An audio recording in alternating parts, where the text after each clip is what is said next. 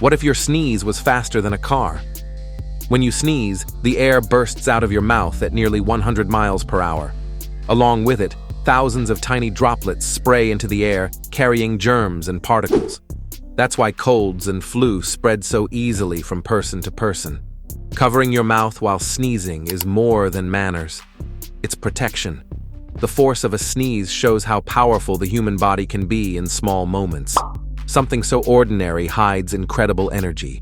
Even the simplest actions can carry great impact. Next time you sneeze, remember the storm inside you. Subscribe now for more surprising body facts.